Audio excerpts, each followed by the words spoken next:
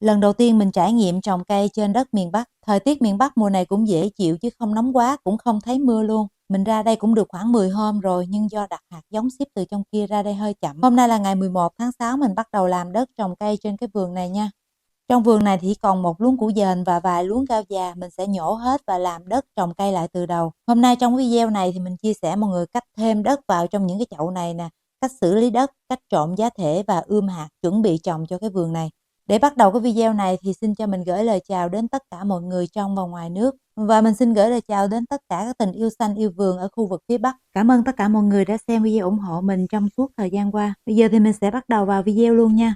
Đầu tiên thì mình sẽ nhổ hết cái luống củ dền này và mình làm đất lại. Cái luống củ dền này trồng từ hôm Tết, do trồng nhiều quá nên ăn không kịp để tới hôm nay luôn. Cái giống củ dền này rất dễ trồng và nó dễ to nữa. Cái củ to nhất cũng phải 500 gram. Khi mình cầm củ dền mọi người thấy to nhưng mọi người nghĩ là củ dền này nó quá già rồi nó sẽ bị xốp á, nhưng không phải nha mọi người, nó rất là chắc tay và nặng luôn. Để cho cái việc trồng củ dền nó được thuận lợi, ít sâu bệnh và cái củ dền nó to được như vậy thì mọi người nên bắt đầu trồng vào tầm cuối tháng 9 âm lịch ha. Cái mùa mình trồng cà chua là nó phù hợp với cái mùa củ dền. Cho nên khi nào mọi người thấy tới cái mùa cà chua thì mọi người bắt đầu trồng củ dền là được rồi đó. Mọi người thấy cái củ này nó không có lá mà nó to ghê chưa? Mọi người có muốn nhìn bên trong củ dền này không? Mình cắt ra cho mọi người xem nha.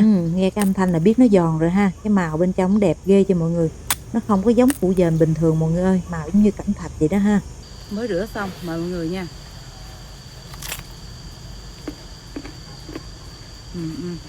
Nó giòn rụm luôn, nó không bị xốp cả nhà ơi. Nó ngọt nữa.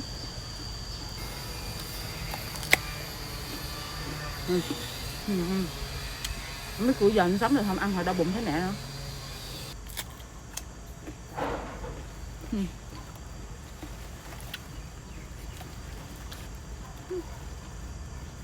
Ăn gần hết nửa củ dền. Mọi người thấy mình giống con thỏ không? Rau củ quả ăn cũng được hết. Dễ ăn dễ ngon. Bây giờ mình sẽ trộn giá thể để ươm hạt trước. Đầu tiên mình cho vào trong cái giá thể này là 50% mùn dừa đã qua xử lý và 50% phân trùng quế. Vậy thôi đó mọi người. Giờ mình sẽ trộn lên cái phân trùng quế và cái xơ dừa này chút xíu nữa mình sẽ cho mọi người xem bao bì sao ha. Kể mọi người nghe, lần đầu tiên mình ra miền Bắc, người miền Bắc nói thì mình nghe rất rõ và mình rất thích giọng Bắc luôn. Còn khi mình nói thì có vài bạn nói mình nói nhanh quá, rất là khó nghe.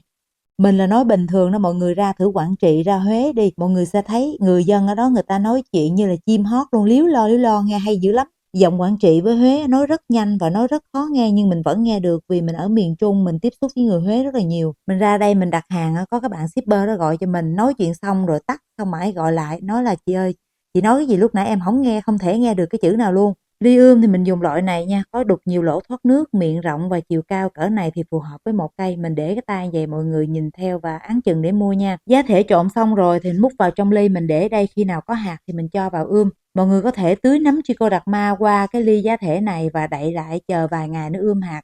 Mùng dừa và phân trùng quế này mình mua loại đã qua xử lý rồi, cho nên sau khi trộn xong là mình cho hạt vào ươm luôn. Cái ly ươm hạt thì mọi người nên để trong chậu hoặc là lấy cái miếng nhựa kê lên vậy nè, chứ mọi người để cái ly mà trực tiếp xuống đất luôn á thì cái rễ trong cái ly nó sẽ bắn xuống đất nha.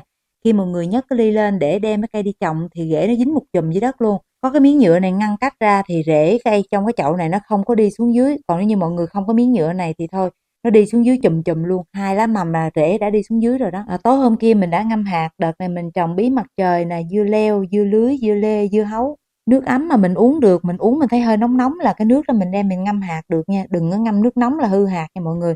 Còn mình ngâm nước lạnh thì cái hạt nó nảy mầm không có đều bằng cái hạt ngâm nước ấm. Rồi sau khi ngâm xong thì tất cả những loại hạt này mình cho vào trong giấy mình ủ. Mình chọn cái loại giấy nào dai dai một chút xíu, mình cho hạt vào mình ủ, cái giấy nó đỡ bị rách. Và mình ủ trong giấy vậy thì hạt giống của mình nó nhanh nảy mầm và nảy mầm đồng loạt, nảy mầm đều hơn so với mọi người gieo trực tiếp luôn nha.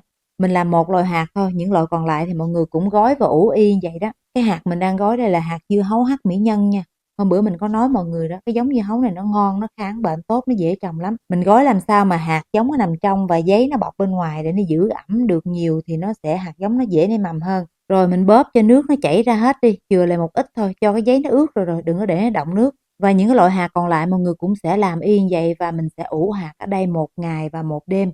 Sau 1 ngày và 1 đêm thì hạt dưa lưới và hạt bí sẽ nảy mầm trước, hạt dưa hấu sẽ nảy mầm sau. Dưa leo cũng nảy mầm trước luôn, chỉ có hạt dưa hấu là chậm nảy mầm thôi. Sau khi mình gói hạt lại hết rồi thì mình lấy thêm 2-3 miếng giấy mình nhúng nước cho ướt, là mình vắt cho nó ráo rồi mình đậy lên trên. mình gói lại để mình giữ ẩm cái hạt giống bên trong ha. Mọi người lưu ý là giấy từ trong ra ngoài là chỉ có độ ẩm thôi chứ không có ướt nha, không được động nước bên trong nha, động nước là hạt hư nha. Giờ mình sẽ để đây 1 ngày 1 đêm thì hạt giống sẽ nảy mầm nha, để chỗ nào mát không có nắng. Sau khi ủ 1 ngày 1 đêm thì mình sẽ mở cái giấy bọc phía trên ra nè. Trong quá trình ủ mọi người thấy cái giấy phía trên mà bị khô, mọi người có thể nhúng nước và bọc lại để cho giữ ẩm những cái giấy bên trong cho hạt giống nó dễ nảy mầm nha. Còn ở phía trong này giấy bị khô thì mọi người có thể lấy bình phun nước, mình phun sơ qua cho cái giấy này nó ẩm để hạt giống cái mầm nó không bị khô. Hạt giống mà nó vừa nứt nanh nhú mầm trắng nhỏ xíu nè, mới nhú ra chút xíu nè thì mọi người đem đi ươm được rồi, đừng có để dài quá. Lúc mình ươm á, mình ươm mà mạnh tay quá thì cái mầm mình nó rất là dễ bị gãy. Giấy ươm mình thấy nó hơi khô, mình không có bình phun thì mình cho vào đây vài giọt nha. Mình để hơi ướt nhẹ phía trên thôi, đừng có để nó động nước bên dưới là được. Cho vài giọt thôi nha, mọi người thấy nó động nước bên dưới thì mọi người đổ ra hết đi. Còn cái giấy đậy lên trên này mọi người cũng có thể làm ướt luôn, làm ướt xong rồi vắt khô, bắt đầu mình lại đậy lên trên.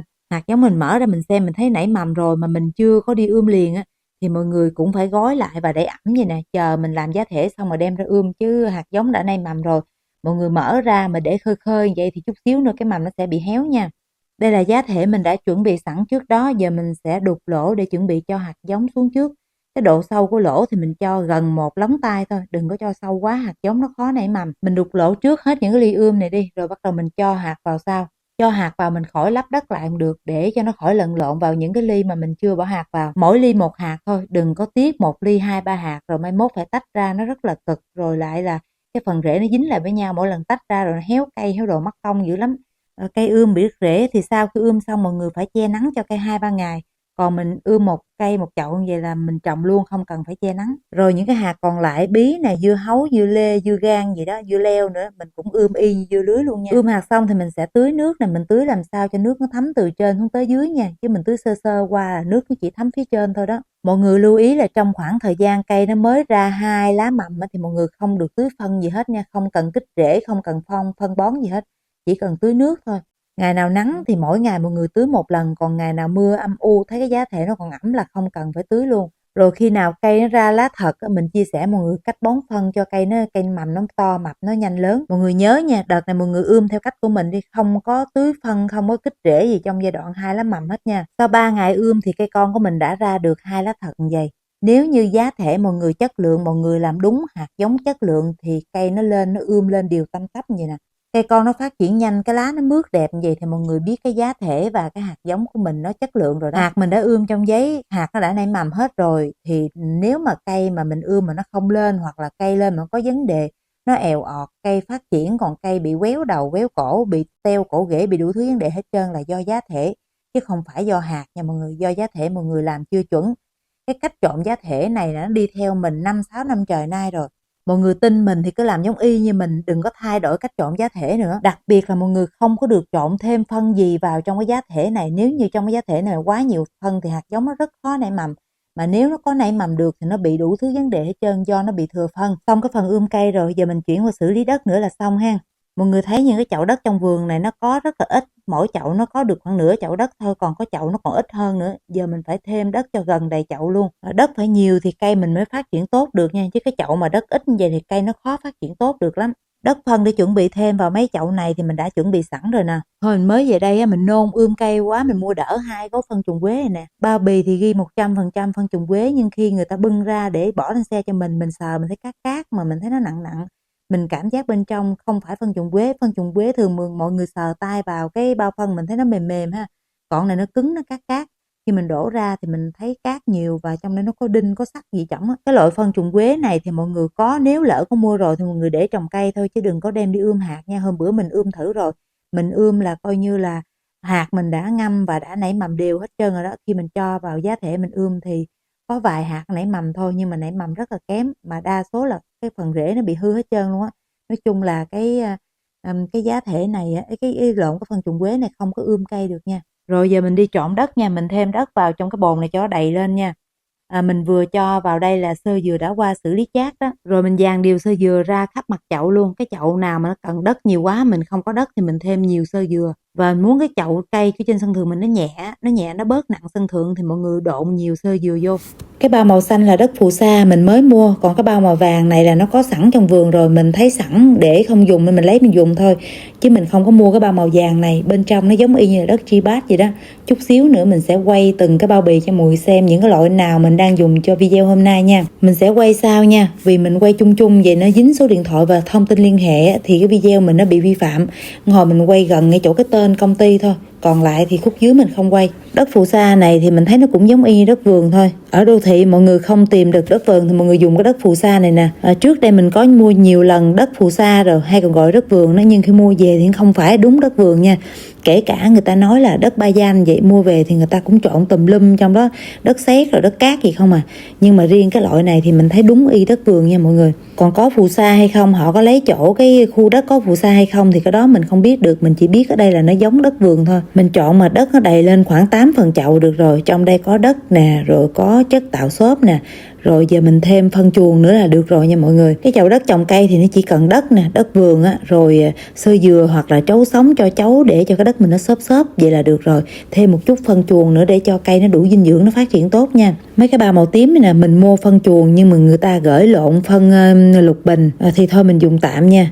Chứ đúng ra là mình mua phân bò chứ không phải mua phân lục bình này nha mọi người.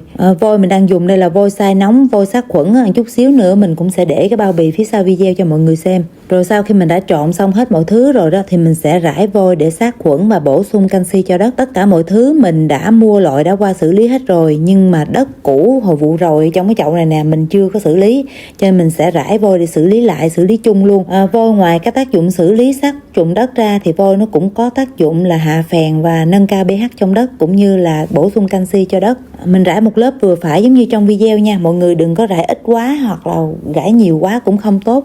Vôi mình dùng ít quá thì nó không có tác dụng diệt khuẩn, còn mình dùng nhiều quá thì nó bị chai đất. Bây giờ thì mình sẽ xới trộn lên để vôi được hòa quyện vào trong đất. Mình xới từ trên xuống dưới, từ dưới lên trên, xóc xáo nhiều vô. Và sau khi xới xong thì mình sẽ để đất ở đây phơi. Mình phơi ít nhất là 4 ngày và được thì mọi người nên phơi khoảng 7 ngày, phơi cho đất nó khô luôn ha. Cái loại vôi mình đang dùng gọi là vôi nung hoặc gọi là vôi xay nóng. Thì cái vôi nung này cái đặc tính của nó là tỏa nhiệt và háo nước. Sau khi mình rắc vào trong đất thì cái vôi nó sẽ lập tức đi tìm nước để hút, thì nên sẽ hút nước trên chính những con nấm bệnh đang có trong đất, làm chúng bị mất nước và chết đi. Và một khi vôi nó có tác dụng diệt nấm bệnh trong đất thì nó cũng đồng nghĩa với việc nó diệt luôn những con vi sinh vật và những con trùng đất có lợi trong đất. Nhưng không sao nha mọi người, vi sinh và trùng đất thì mình có thể bổ sung sau khi xử lý vôi xong. Sau khi mình phơi đất với vôi xong rồi, lúc mình trồng cây thì mọi người có thể bổ sung thêm nấm Trichoderma nè để bổ sung lợi khuẩn vào trong đất. Và mọi người bổ sung thêm phân trùng quế có trứng trùng thì trong đất mình từ từ nó cũng sẽ có nhiều trùng. Để ủng hộ mình thì mọi người hãy xem hết video giúp mình, nhấn nút thích video và bình luận cho video. Mọi người nhớ nhấn nút đăng ký kênh luôn nha, để khi mình ra video mới thì YouTube sẽ gửi thông báo đến cho mọi người. Bây giờ mình sẽ quay những cái bao bì lúc nãy mình dùng cho mọi người xem nè. Đầu tiên là phân lục bình của hãng Mekong, tiếp theo là đất phù sa. Còn đây là mùng dừa đã qua xử lý nè. Mình dùng đợt này của hãng S-Farm. Ở đây mình tìm mua thì thấy có loại này thôi. Mọi người mua của S-Farm cũng được, mua của Mekong cũng được, mua của Eco cũng được luôn. Còn cái bao này có sẵn trong vườn mình thấy mình dùng nè. Cái loại này thì cũng bình thường thôi, cũng giống như đất Tribat vậy đó. Có thì dùng, không có thì thôi, chứ không cần thiết lắm nha mọi người. Tất cả những loại phân đất mình dùng cho video hôm nay là không chứa nội dung quảng cáo. Mọi người có thể thay thế loại khác tương tự vậy cũng được. Cảm ơn mọi người đã xem video ủng hộ mình. Hẹn gặp lại mọi người trong những video tiếp theo.